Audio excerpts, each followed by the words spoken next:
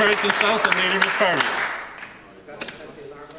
Fredericton South. Mr. Speaker, there's a slow train coming to New Brunswick today because Via Rail has announced it's going to be running 2 trips a week through New Brunswick this week.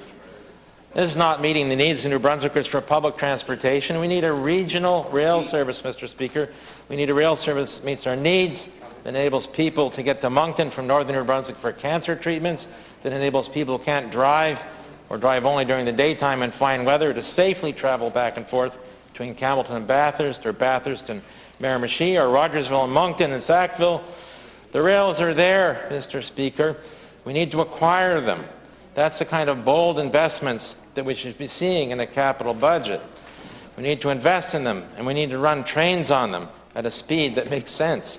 As the Minister of Transportation met with the CEO of Via Rail to discuss establishing a regional rail service in New Brunswick, as he himself once proposed. Minister of Transportation and Infrastructure. Thank you, Mr. Speaker. Wow, there was a lot encapsulated in that question. And I did say when I answered another question to the member opposite that I wasn't going to speak to what my speech was going to be tomorrow. But I can say that there is no monorail plan for my budget this year. I have been speaking with officials at Via Rail about what they plan to do with their service to New Brunswick and further on. But this government is also listening to the concerns of the population in New Brunswick, and there is some issues around getting people from different parts, the more rural parts of the province, in to get medical service, to get in to have meetings with social development. And we as a government, multi-department active group, to take a look at what the options might be to provide service to residents in the rural areas, to get them into medical appointments and to see social workers and other things they need to do. Time, Minister. So this is on our radar.